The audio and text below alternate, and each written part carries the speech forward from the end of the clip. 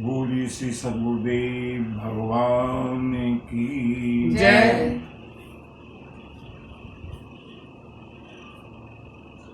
श्री गुरु चरण सरोज रज निज मन मुकुर सुधार वरणो रघुवर बिमल यश जो दायक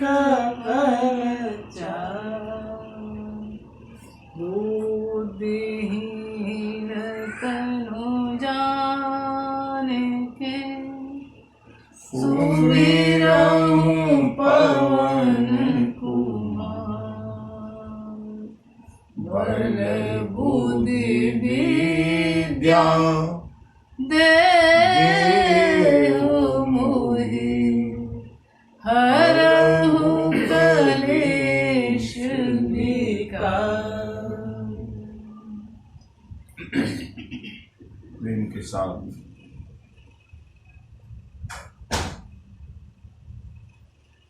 श्री राम कथा की इस पावन यात्रा में आज के पड़ाव से आगे यात्रा प्रारंभ करने से पहले 2 बार भगवान नाम संकीर्तन तत्पश्चात राम कथा का आनंद लेंगे। हम लोग प्रेम के साथ हरि नाम संकीर्तन।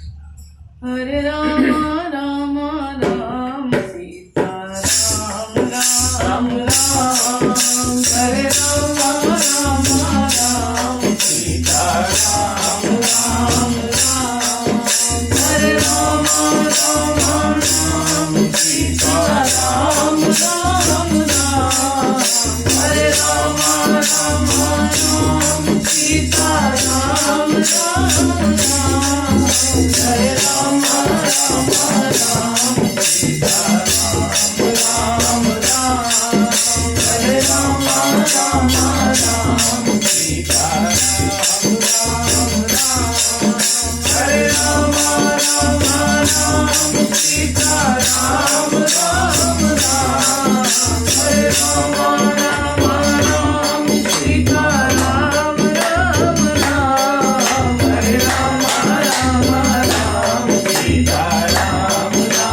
राम हरे राम राम राम सीता राम राम राम हरे राम राम राम सीता राम राम राम हरे राम राम राम सीता राम राम राम हरे राम हरे राम हरे राम राम राम सीता राम राम हरे राम राम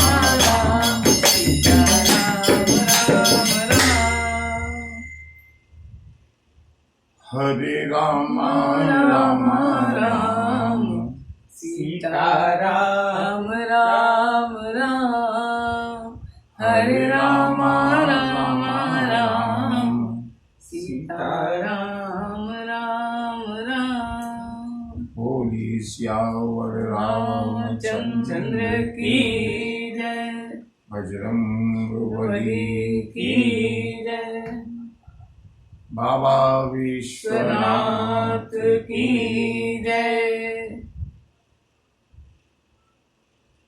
मंगल भवन अमंगलहारी मंगल भवन अमंगलहारी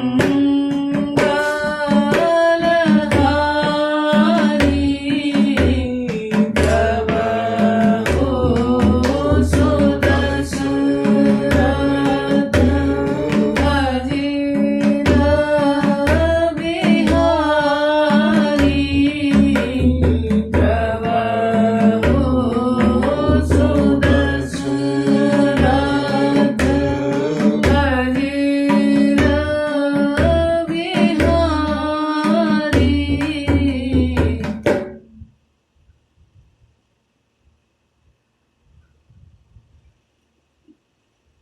मर्यादा पुरुषोत्तम प्रभु श्री राम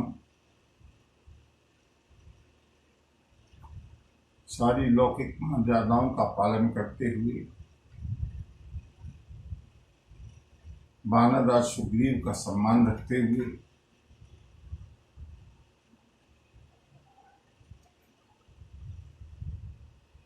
संपूर्ण वानर भालुओं की सेना के साथ समुद्र के तट पर पहुंचे। ये ही विधि जाई कृपा निधि उतरे सागर तीर जहाँ तह लागे खान फल भालु विपुल कपिवीर।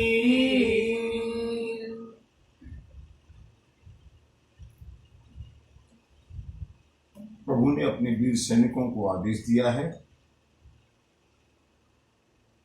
सागर के तट पर वानर भालु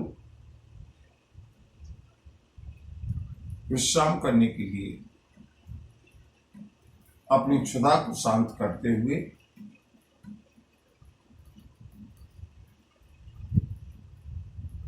अपने डेरे को बनाने में लगे हैं।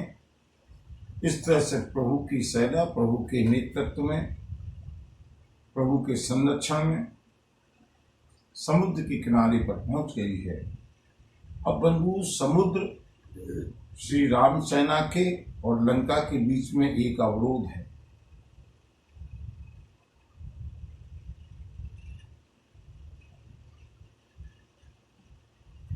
कैसे इस अवरोध को दूर किया जाए और लंका पर चढ़ाई करने के लिए लंका तक पहुंचा जाए। लंका की ज्योग्राफी ऐसी है कि त्रिकूट पर्वत के ऊपर लंका है और लंका के चारों ओर खाई है समुद्र की। कोई भी शत्रु दुर्भेद्य परकोटा है, इसको भेद कर लंका तक नहीं पहुंच सकता। इसीलिए रावण निश्चिंत होकर के रहता है।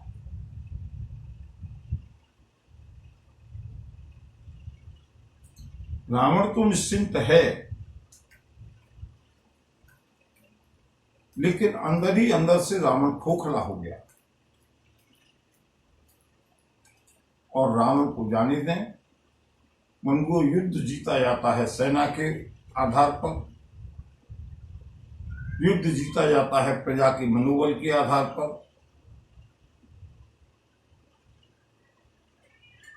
जब से बजरंगबली ने लंका में पदार्पण किया और अपनी एक छोटी सी कपि लीला दिखाई है, तब से उहानी साचर रही सत्संगा जब ते जारी गयउ कपिलंका निज निज ग्रह सब करहि विचारा नहीं निश्चर कुल के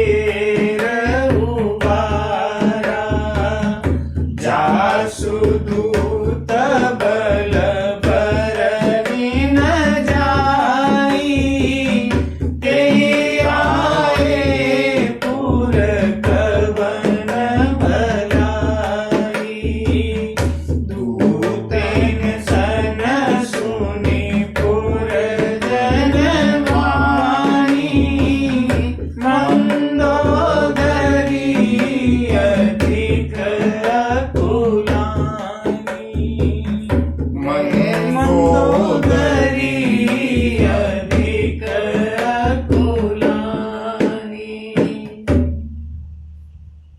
यहाँ कौन है? प्रभु श्री राम। और जो प्रभु से दूर है, प्रभु से विमुख हैं, वो कौन है? बोले ऊहा।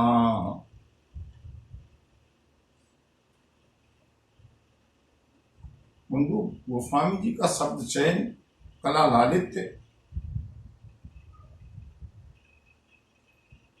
अनुसंधान करने के योग्य है, और अनुसंधान हुए हैं। जितने अनुसंधान तुलसी के ऊपर हुए हैं, जब मुझे लगा कि तुलसीदास जी के ऊपर रिसर्च की जाए, और जब मैंने यूनिवर्सिटी की लाइब्रेरी को जाकर के देखा, तो कोई ऐसा टॉपिक नहीं है। एक एक विषय पर, चाहे वो भाव पक्ष हो, चाहे कला पक्ष हो, अनेक अनेक रिसर्च।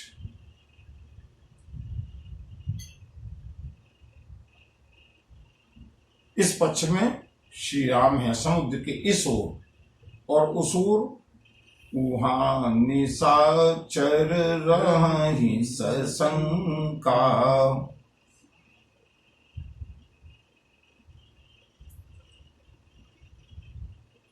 सारे लंका के राक्षस भयभीत लेने लगे। कब से? बोले जब तैं जारी गयो कपिलंका। क्या हनुमान जी महाराज ने एक साइकोलॉजिकल प्रेशर डाला है पूरी लंका के ऊपर। ठीक है कि रावण का प्रभुत्व है, उसने लंका का पुनरुद्धार करा दिया। सोने की लंका है, सोना पिघल करके कुछ बिगड़ा नहीं। मैं दानव से कहकर के पुनः उसका जीर्णोद्धार करा दिया रावण ने रातों रात। लेकिन फिर भी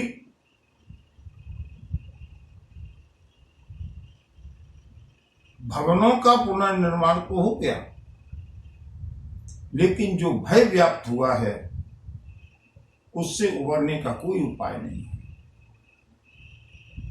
निज निज ग्रह सब करहि विचारा। सभी राक्षस अपने अपने घरों पर रह करके यही विचार करते हैं, मंत्रणा करते हैं कि अब ये लंका सुरक्षित नहीं है, अब ये समुद्र भी हमको सुरक्षित नहीं रख सकता। नहीं निशिचर कुल के रिपुवारा। अब राक्षस वंश का उद्धार होने का कोई उपाय नहीं है, रक्षा करने का कोई उपाय नहीं है। जासु दूत बल बरनि न जाई। जिसका एक दूत समुद्र को लांग करके महाराज रावण के देखते देखते पूरी लंका को ध्वस्त करके चला गया। महाराज रावण के पुत्र का वध करके अशोक वाटिका को उजाड़ करके चला गया। तेहि आए पुर कवनि भलाई। अगर उनके स्वामी स्वयं यहां आ जाएंगे अपनी सेना को लेकर के, तो भला हम लोगों की रक्षा कैसे होगी? सारी लंका में एक ही मैसेज वायरल हो रहा है, अब लंका की रक्षा का कोई उपाय नहीं है। दूतियों ने जाकर के महारानी मंदोदरी को सूचना दी है। मंदोदरी घबरा गई, व्याकुल हो गई। लंकेश के पास एकांत में पहुंच करके प्रार्थना की है, समझाने का प्रयास किया है मंदोदरी ने। रहस्य जोरे कर पति पग लागी, बोली बचन नीति रस पागी। कंत करस हरि सन परिहरहु,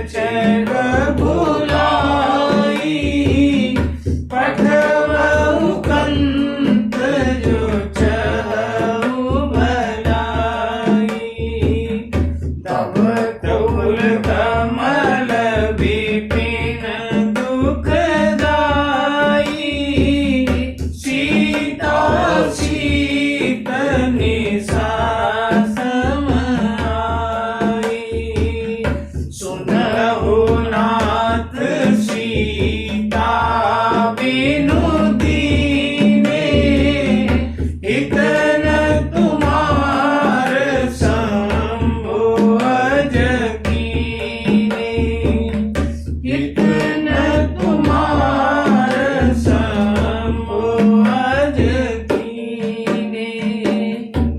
मंदोदरी एकांत में गई है अपने पति लंकेश के पास। रहस्य जोर कर,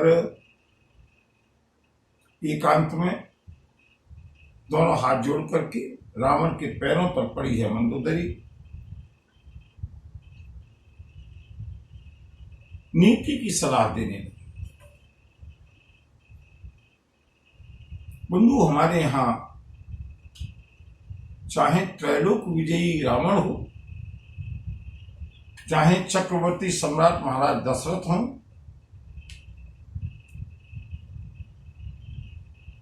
पत्नी का स्थान एक सचिव का स्थान है, एक मंत्री का स्थान है।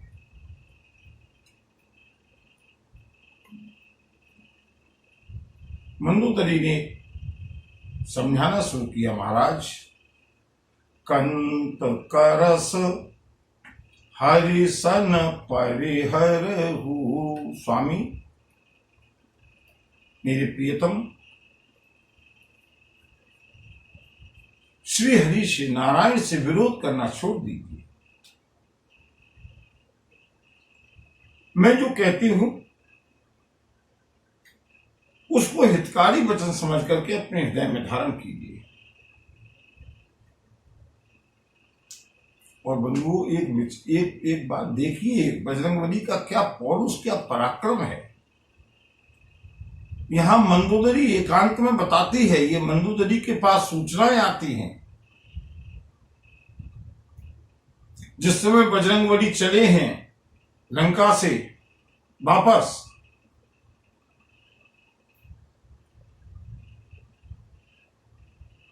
पवन पुत्र ने जोर से सिंहनाद किया है, चलत महाध्वनि गरजे से भारी,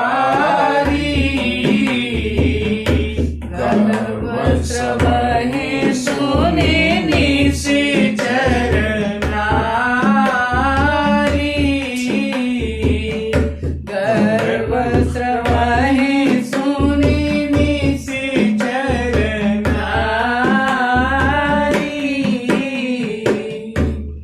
केवल उस सिंहनाद को सुनकर के ही राक्षसियों के गर्भ नहीं गिरे।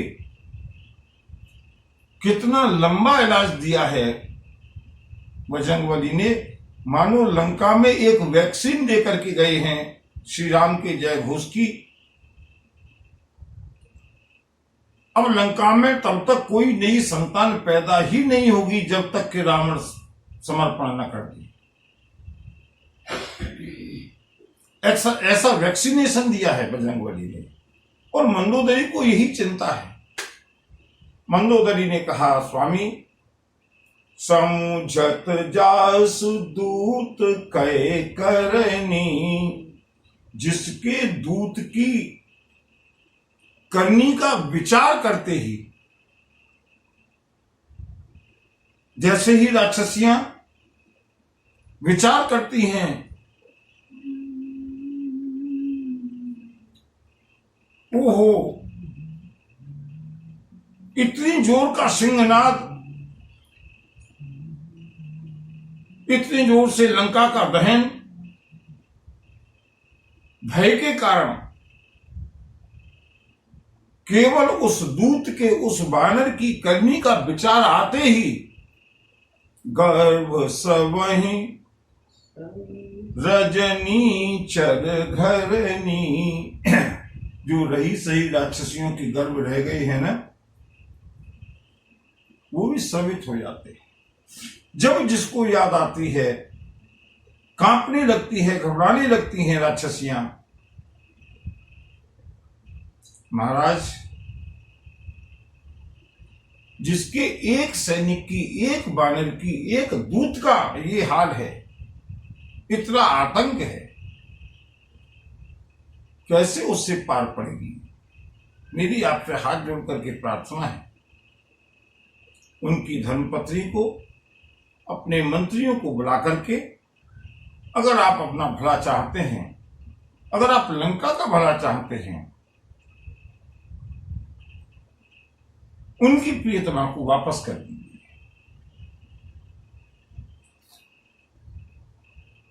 रावण अट्टहास करने लगा दिखाने के लिए मंदोदरी को, मंदोदरी मैं तनय तुम जानती नहीं हो, वो तपस्वी मेरा कुछ नहीं बिगाड़ सकता, मेरे पास ब्रह्मा जी के वरदान हैं, मेरे पास भगवान शिव की अमोघ शक्तियां हैं। मंदोदरी ने कहा सुनो प्राणनाथ, सीता को लौटाए बिना सुनो नाथ सीता बिनु दीन्हे, कितन तुम्हार शंभु अज कीन्हे। चाहे ब्रह्मा जी से आपने कितने ही वरदान दे दिए हों, चाहे भगवान शिव की आपने कितनी ही आराधना की हो, कितनी ही शक्तियां प्राप्त कर ली हों, श्री राम से विरोध करने में कल्याण नहीं है। राम बाण अहि गण सरिस और निकर निशाचर भीक, जब लगी ग्रसन तब लगी, जतन करहु तहि ठीक। श्री राम के बाण सर्पों के समान हैं और उन बाणों के सामने जो राक्षस गण हैं वो मेढक के समान है।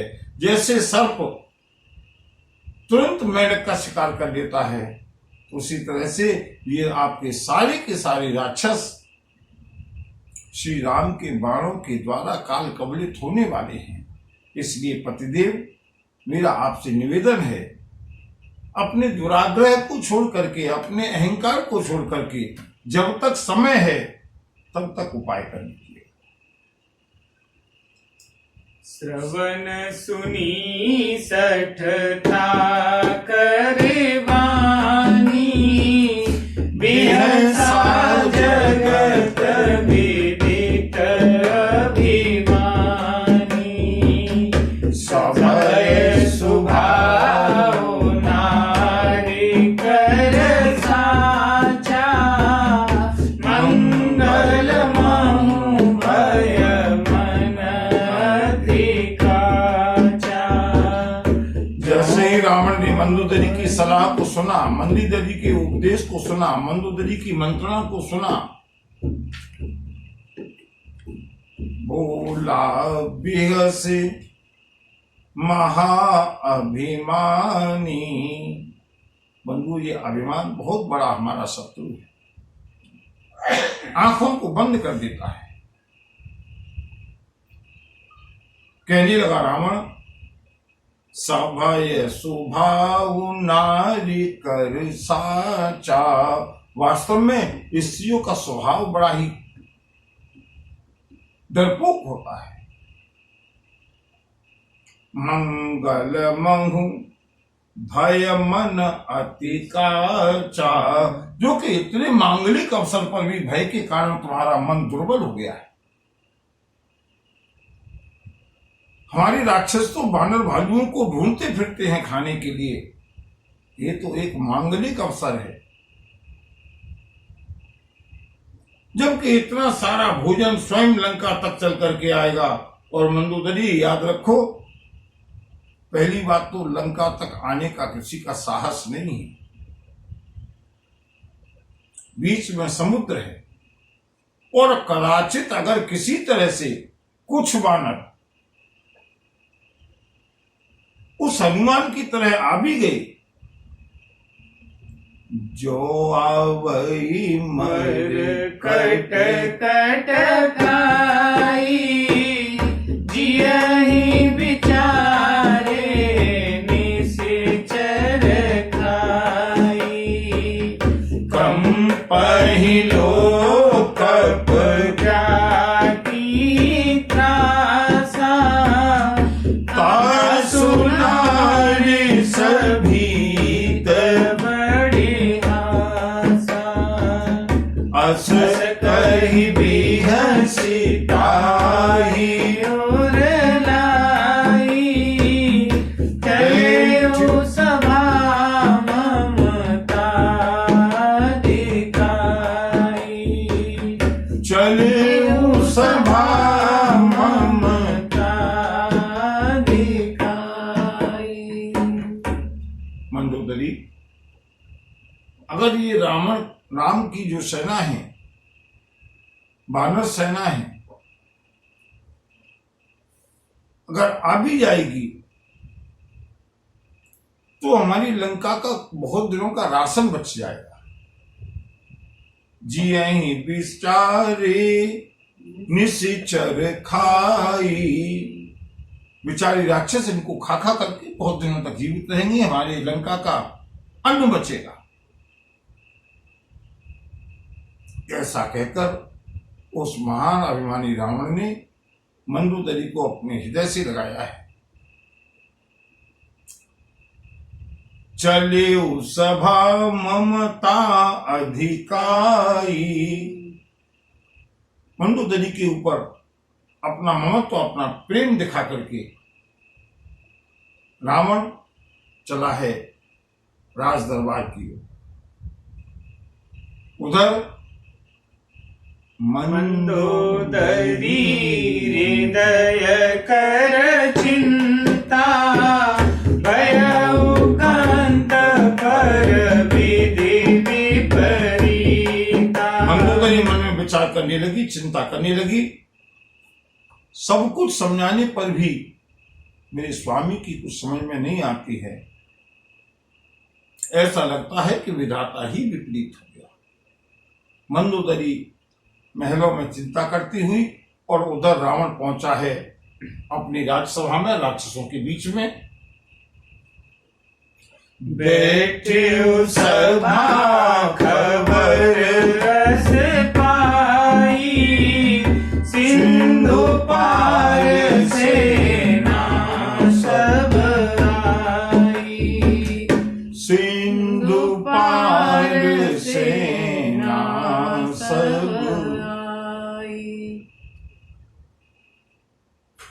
रावण जाकर के अपने राज सिंहासन पर बैठा।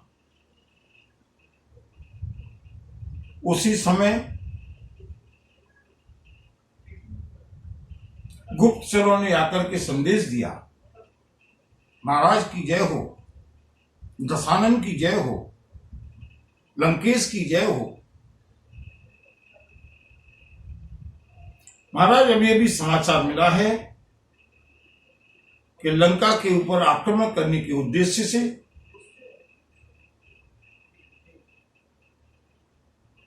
राम अपनी पूरी वानर सेना को लेकर के समुद्र के उस पार आ गए हैं। घबरा गया रावण। पूछी सी सचिव उचित मत कहूँ, ते सब हंसे मष्ट करे रहूं। रावण ने पूछा अपने मंत्रियों से, अब तो लगता है कि ये आक्रमण होने ही वाला है, एक विपत्ति आने वाली है। आप लोग मुझको अपना मत बताइए, क्या क्या करना चाहिए। राम की सेना तो समुद्र के उस पार तक आ गई।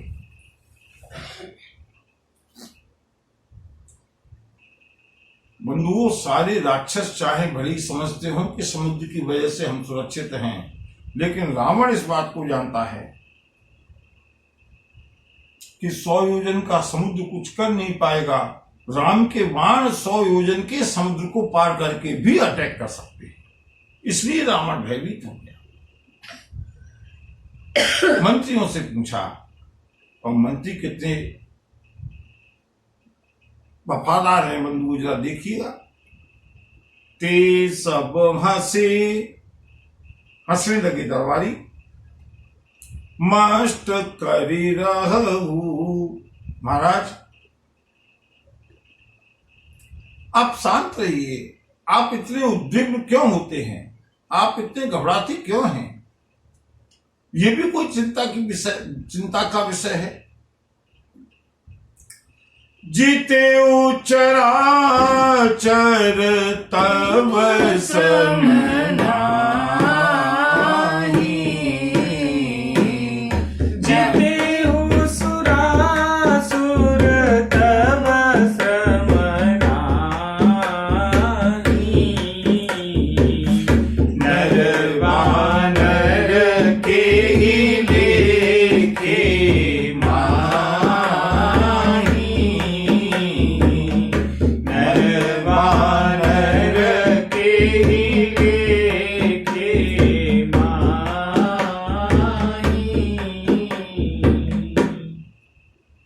रावण के दरबारी कहने लगे, महाराज, जब आपने देवताओं को असुरों को जीता तब आपको कोई परिश्रम नहीं हुआ। अब ये मनुष्य और वानर भालू ये देवताओं के और असुरों के, राक्षसों की तुलना में क्या है?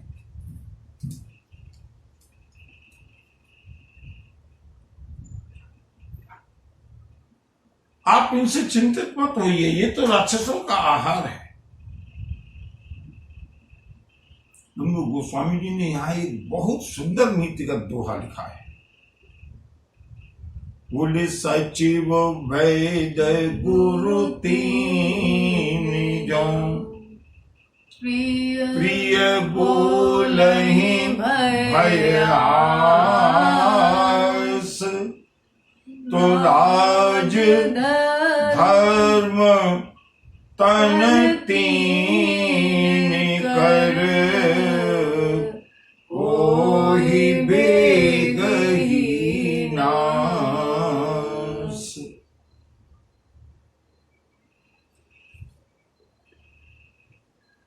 गोस्वामी जी कहते हैं, बंधुओं, ये जीवन के लिए दोहा है। इसलिए मैं कहता हूं, राम कथा, श्रीमद् भागवत की कथा परमार्थ को सुधारने के लिए है, और श्री राम कथा इस लोक को, इस जीवन को सुधारने के लिए है। हाउ टू सर्वाइव, हम कैसे जीवित रहें, हम कैसे प्रसन्नता पूर्वक अपना जीवन व्यतीत करें, अगर ये सीखना है, श्री रामचरितमानस के पृष्ठों को पलटना पड़ेगा।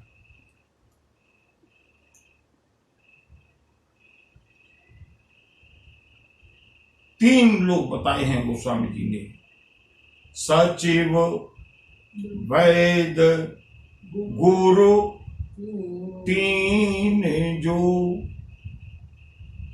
प्रिय बोलहि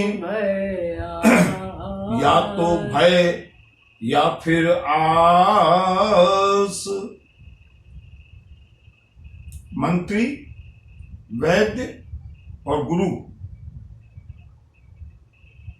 ध्यान रखिएगा, मंत्री, वैद्य और गुरु, ये तीनों लोग अगर भय के कारण या किसी प्रलोभन के कारण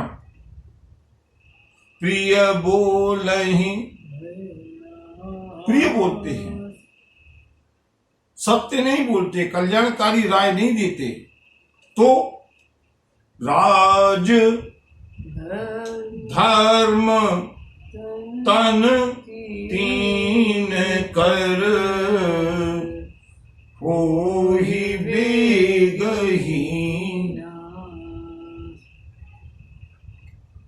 अगर मंत्री प्रिय बोलता है, या तो राजा के भय के कारण या किसी प्रलोभन के कारण, राज समझ लो, राज्य नष्ट होने वाला है। ये कथा आज भारत के इस देश के कोने कोने में पहुंचने लायक है, ये संदेश पहुंचने लायक है। अगर मंत्री चापलूसी करके, या तो भय है कि राजा हमको निकाल देगा, राजा हमको दंड देगा, राजा हमारी पोल खोल देगा, या कोई आशा है कि राजा से हमें कुछ प्राप्त हो जाएगा, मंत्री अगर प्रिय बोलता है सत्य को छिपा करके, समझ लो राज्य का नाश होने वाला है। दूसरा, गुरु अगर केवल हमको दक्षिणा मिल जाए इसलिए गुरु या आचार्य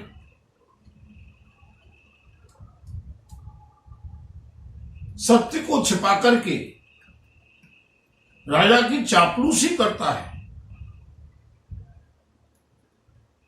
तो समझ लीजिएगा कि धर्म का नाश होने वाला है।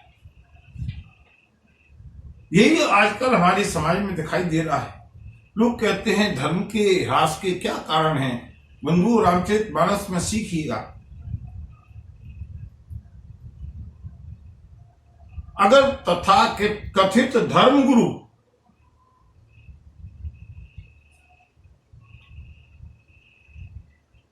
तथा कथित सो कॉल्ड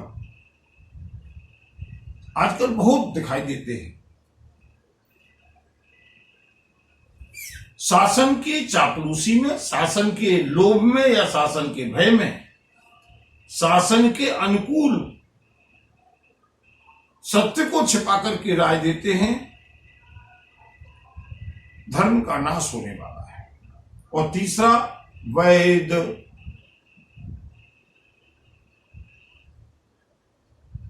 डायबिटीज है। वैद्य ने कहा नहीं, मिठाई नहीं मिलेगी। परिवार वाले गए, बच्चे इधर उधर हुए, सेठ ने धीरे से 1-2 हजार का नोट निकाला, डॉक्टर की ओर या वैद्य की ओर दिया, चुपचाप रख लो इसको, अब बच्चे आ जाएं तो मेरे अनुसार, मुझको मिष्ठान बहुत प्रिय है, ऐसी कुछ राय देना कि हाँ मैं मिठाई खा सकता हूं। प्रलोभन मिल गया। बच्चे आए, बच्चों ने कहा पिताजी देखो डॉक्टर साहब मना कर रहे हैं, मिठाई नहीं मिलेगी। डॉक्टर कहते हैं हाँ वैसे मिलनी तो नहीं चाहिए, लेकिन थोड़ी बहुत मिठाई खाने में कोई बुराई नहीं है, इस उम्र में तो मिठाई चल सकती है। अगर आशा के कारण, प्रलोभन के कारण या भय के कारण वैद्य झूठ बोलेगा, समझ लेना शरीर का नाश होने वाला है। सचिव वैद गुरु तीन जो प्रिय बोलहि भय आस। अभी इस कोरोना काल में कुछ ऐसे समाचार सुनने को मिले, उनकी सत्यता प्रमाणित है या नहीं मुझे नहीं मालूम, मैं उस विवाद में जाना नहीं चाहता, लेकिन जैसे समाचार सुनने में आए वो अगर सत्य हैं,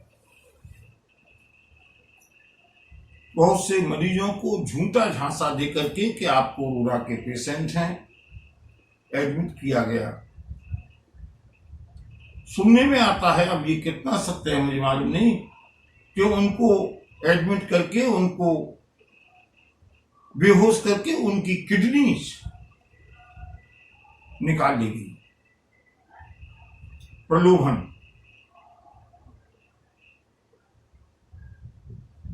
शरीर का नाश होने वाला है, राज्य का नाश होने वाला है, धर्म का नाश होने वाला है। बंधु, हमको सजग रहना है इस दोहे को सुनकर के कि हमारे समाज में, हमारे पर्यावरण में आजकल क्या चल रहा है। सचिव वैद गुरु तीन जो प्रिय बोलहि भय आस। तो राज धर्म तन तीन कर होई बेगहीन।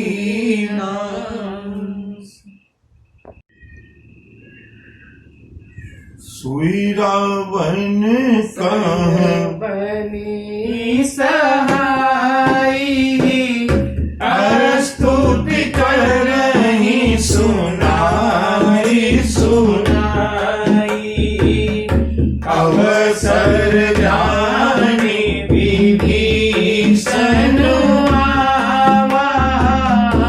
भ्राता चरण शीस तेहि नावा। पुनि सिरुनाई बैठे निज आसन, बोला वचन पाए अनुशासन। जो कृपाल पूछे हो मोहि बाता, मति अनुरूप कहूँ हितदाता। मति अनुरूप कहूँ हितदाता। आज रावण के लिए यही युक्ति सहायक बन गई। रावण के मंत्री रावण को सुना सुनाकर उसके मुंह पर उसकी प्रशंसा करने लगे।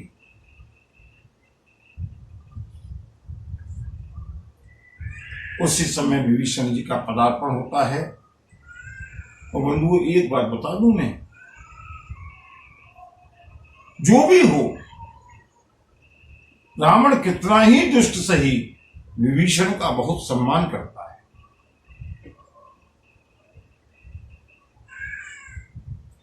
विभीषण को मानता है। क्यों? जिस लंका के अंदर राम का नाम लेना वर्जित है, उसी लंका के अंदर विभीषण को कितना प्रिविलेज दिया है, कितना विशेषाधिकार दिया है रावण ने कि रामायुध अंकित ग्रह शोभा, ये विभीषण को दिया गया विशेषाधिकार है। बंधु, रावण बड़ा नीतिज्ञ है। रावण जानता है, रावण को अपनी दिग्विजय करने से फुर्सत नहीं है। कभी देवताओं के ऊपर, कभी राक्षसों के ऊपर, कभी पाताल लोक में, कभी नागलोक में। रावण का अधिकांश समय युद्धों में बीता है। लंका का संरक्षण विभीषण ने किया है। लंका के राज्य का संचालन रावण के बनाए गए संविधान के अनुसार इतना अवश्य विभीषण ने किया है। और इस बात को रावण आगे कहेगा। विभीषण जी आई,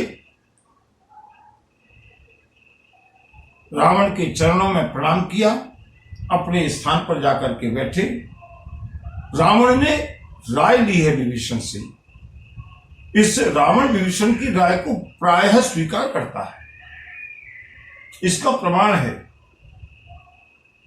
इससे पहले जिस समय हनुमान जी को पकड़ करके लाए हैं, उस समय रावण ने कहा, इस बानर का वध कर दो। सुनत निशाचर मारन धाये, ओ सचिवन सहित विभीषण आए। विभीषण ने आकर के मंत्रा दी, महाराज, न्याय विरोध नीति विरोध न मारिय, आन दंड कछु करिय गुसाई। कोई दूसरा दंड दिया जाए महाराज। नीति कहती है दूत का वध नहीं करना चाहिए, दूत अवध होता है। रावण ने सहर्ष स्वीकार किया और तब रावण ने अपने निर्णय को बदल करके, कितनी बड़ी बात है, कितना ही अहंकारी हो, कितना ही ईगो हो, लेकिन रावण के अंदर ये प्रेस्टीज नहीं है कि मैंने जो दंड दे दिया वो अंतिम है। रावण ने अपने दंड विधान में संशोधन किया। अंग भंग कर पठवहु बंदर। रावण बहुत सम्मान करता है विभीषण का, और इसीलिए रावण ने आज राय दी विभीषण से, क्या किया जाए। पूछा है तब बोले हैं विभीषण, अपनी ओर से नहीं। विभीषण ने कहा, जो कृपालु मुई पूछहु बाता, जो कृपाल पूछहु मुहि बाता। अगर आपने मुझसे पूछा है तो मैं अपनी बुद्धि के अनुसार आपको राय देता हूं। और बंधु विभीषण ने राय दी है, केवल रावण को नहीं दी है, ये विभीषण की नीति है। अपने परिवार में अपनी नई पीढ़ी को देने लायक उपदेश है, संदेश है। जो आपुन चाहे कल्याणा, सुजसु सुमति सुभगति सुख नाना। सो पर नारी लीलार गोसाई, तजो चौथी के चंद की नाई। 14 भुवन एक पति होई, भूत द्रोह तिष्ठ नहीं सोई। गुण सागर नागर नर जो, अलप लोभ बल कहे न को। अलप लोभ बल कहे न को। अगर आप अपना कल्याण चाहते हैं, यश चाहते हैं, गति चाहते हैं, तो मैं आपको एक राय देता हूं। ऐसे व्यक्ति को जिसको यश चाहिए, धन चाहिए, संपत्ति चाहिए, अपना कल्याण चाहिए, सद्गति चाहिए, उसको दूसरे की स्त्री के मुख को सो पर नारी लीलार गोसाई, दूसरे की स्त्री के मुख को तजिए चौथ के चंद की नाई। उसका दर्शन नहीं करना चाहिए, उसकी ओर आकर्षित नहीं होना चाहिए। विभीषण जी ने राय दी, काम क्रोध मद लोभ सब नाथ नरक के पंथ। सब परिहरि रघुवीर हे, भजहु भजहि जैसन। महाराज, काम क्रोध मद लोभ ये सब नरक के रास्ते हैं। इन सब कुमार्गों को छोड़कर के श्री राम का भजन करना चाहिए, जिनका भजन विद्वान लोग, योगी लोग, संत लोग करते हैं। सुनिए महाराज, आप जिनको केवल तपस्वी समझ रहे हैं ना, तात नाम नहीं नर भूपाला, भुवनेश्वर काल हो कर काला। ब्रह्म नामय अज भगवंता, व्यापक जित अनादि अनंता। द्विज धेनु देव हितकारी, कृपा सिंधु मानुष तनुधारी। जन रंजन भंजन खल भ्राता, वेद धर्म रक्षक सुनु भ्राता। ताहि भयरु सहि नारी माता, प्रणतारति भंजन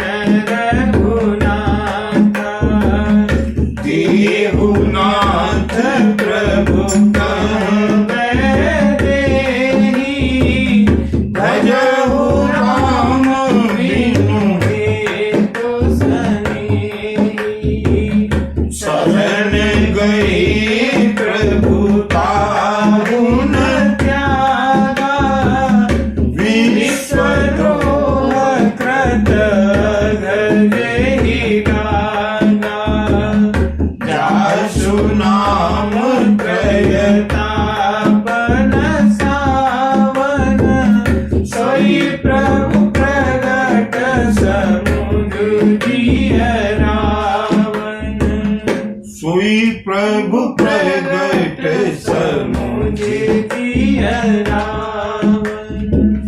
विभीषण ने समझाने का बहुत प्रयास किया, महाराज आप जिनको मनुष्य समझ रहे हैं, आप जिनको क्षत्रिय और तपस्वी समझ रहे हैं, वो राम केवल मनुष्यों के राजा ही नहीं है, वो अखिल भुवनों के स्वामी हैं, कालों के भी काल हैं, ब्रह्म है।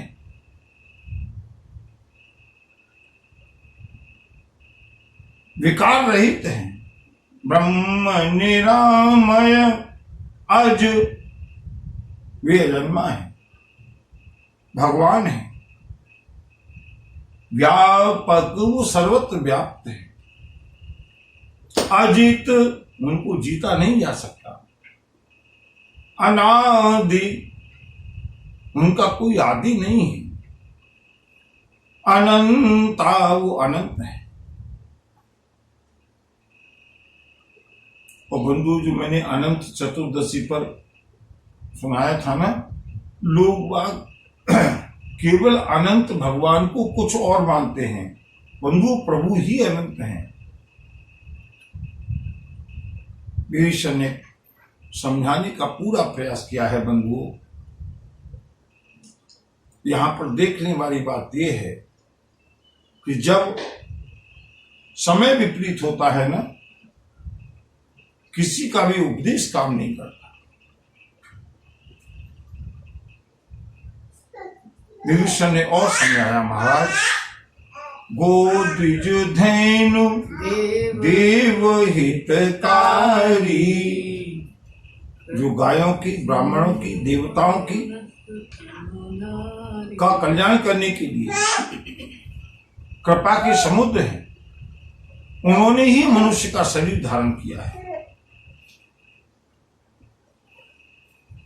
ऐसे श्री राम को ताहि बायरु तज, उनसे बैर छोड़ दीजिएगा। नाय माथा, सिर झुका करके उनकी शरण में जाइएगा। शरण में जाने वाले, शरण में आने वाला चाहे कोई क्यों ना हो, चाहे उसको सारे विश्व का द्रोह करने का पाप लगा हो, श्री राम उसको भी त्यागते नहीं। इसलिए मेरा अनुरोध है, देहुनाथ प्रभु कहूं वै देही,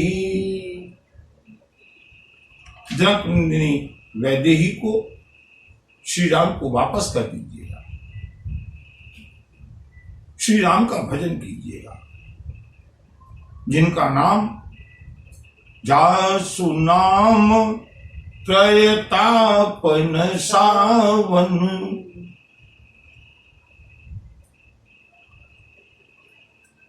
जिनका नाम स्मरण करने से दैहिक, दैविक, भौतिक तीनों प्रकार के ताप नष्ट हो जाते हैं। वही ब्रह्म, वही परमात्मा, वही ईश्वर, वही प्रभु श्री राम के रूप में अवतरित हुए। बार बार पद लागम, विनय करऊं दस शीस, परिहरि मान मोह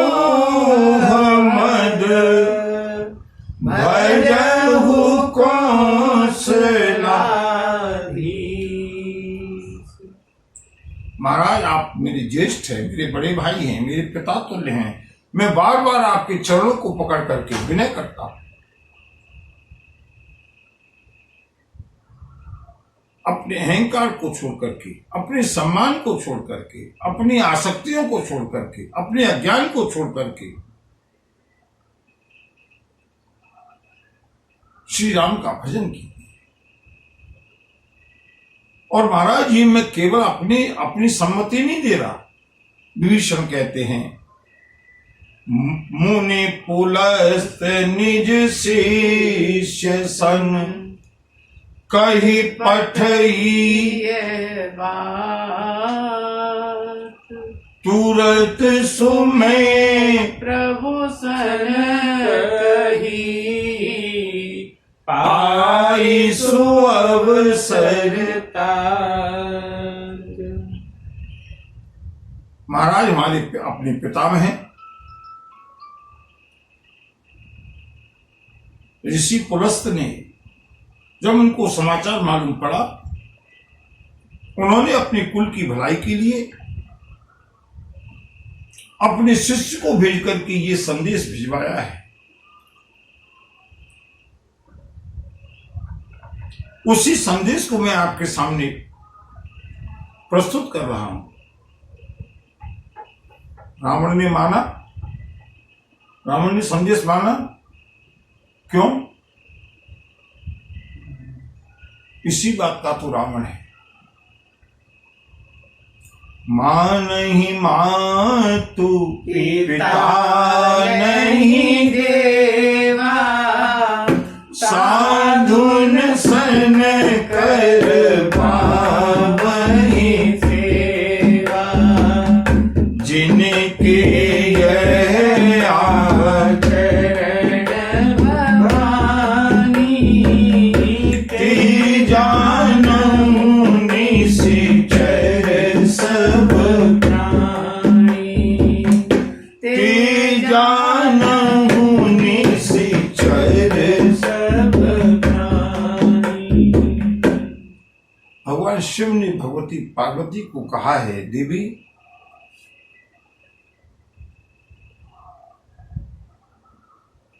राक्षस की परिभाषा है निश्चर, जो अंधकार में विचरण करते हैं। अंधकार का मतलब केवल रात्रि नहीं है। अब रात्रि में विचरण करना तो मजबूरी है, आजकल नाइट ड्यूटी चलती है, 24 आवर्स काम होता है, वो निश्चर नहीं है। रात्रि में तो योगी भी जगते हैं। निश्चर का मतलब है जो इस अज्ञान रूपी अंधकार में विचरण कर रहे हैं, उन्हीं का नाम राक्षस है, उन्हीं का नाम निश्चर है। उनके लक्षण क्या हैं? बोले मां नहीं मां तू पिता नहीं देवा।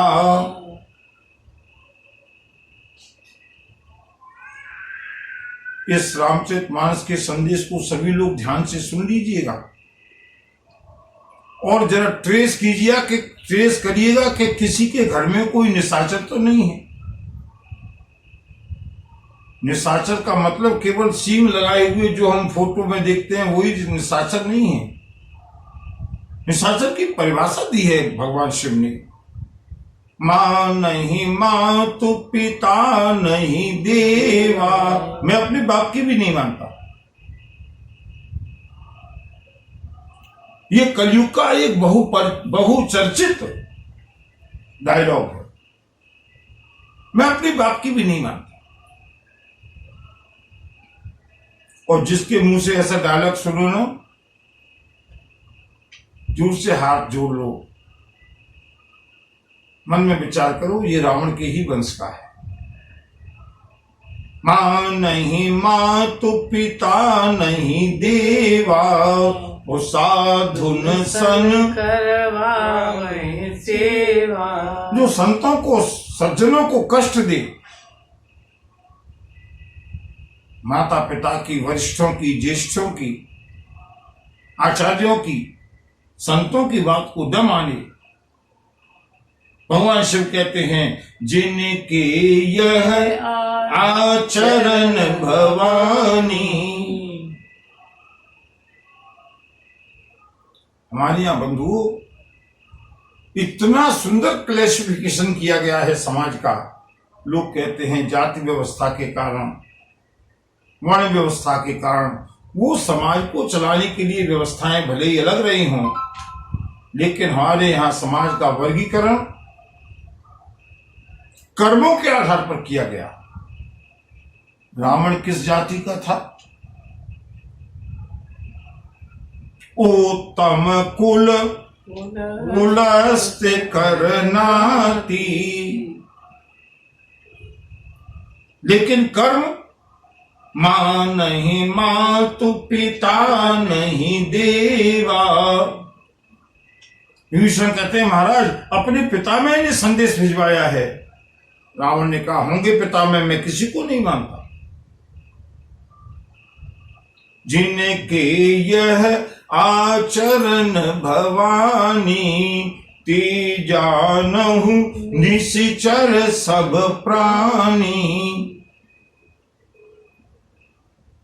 बंधु त्रेता युग में तो एक रावण था, राक्षस भी थे, लेकिन अच्छाई ये थी कि वो सारे राक्षस इकट्ठे एक जगह रहते थे लंका में, इसलिए पूरे समाज में उच्छृंखलता नहीं थी। केवल वही राक्षस जाया करके आतंक फैलाते थे। इसलिए श्री राम को सुविधा हुई, एक जगह आक्रमण किया लंका के ऊपर, सारे राक्षसों का विनाश हुआ। कलयुग में रावण किसी एक घर में या एक मोहल्ले में नहीं होगा, किसी एक प्रदेश में या एक राष्ट्र में नहीं होगा। रावण कहां होंगे, निशाचर कहां होंगे? भगवान शंकर ने इशारा किया, ते जानहु निश्चर सब। भवानी कलयुग में ऐसे निशाचरों की कमी नहीं होगी। समाज में जब बहुसंख्यक समाज इस आचरण का हो जाए,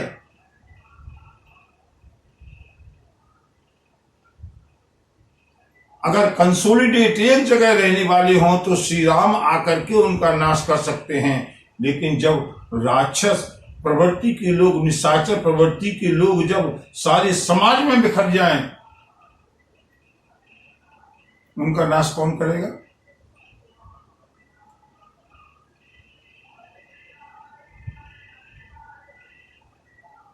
राक्षसों का विनाश श्री राम कर सकते हैं, लेकिन राक्षसी प्रवृत्ति का विनाश कलयुग में राम नहीं कर पाएंगे। उसके लिए तो राम कथा आवश्यक है। बंधुओं, जब समाज में चारों ओर निशाचर दिखाई देने लगे ना, समझ लो राम कहां कहां जाकर के किस किस का विनाश करेंगे। श्री राम चाहें तो अपने संकल्प से सबकी बुद्धि सुधार सकते हैं, लेकिन नहीं, ये तो प्रभु की लीला है। जब समाज में बहुसंख्यक समाज विचारहीन, आचरणहीन हो जाए, उस समय राम कथा का ही ये सामर्थ्य है कि इन निशाचरों का नाश नहीं करना है, इन निशाचरों को सद्बुद्धि पर लाना है। रावण ने विभीषण की मंत्रणा को ठुकरा दिया। परिणाम क्या होगा बंधु कल देखते हैं। अभी तो रावण को विभीषण ने मंत्रणा दी है, रावण ने उसको स्वीकार नहीं किया। आगे परिणाम क्या होता है, इस कथा का अवलोकन हम कल की कथा में करेंगे।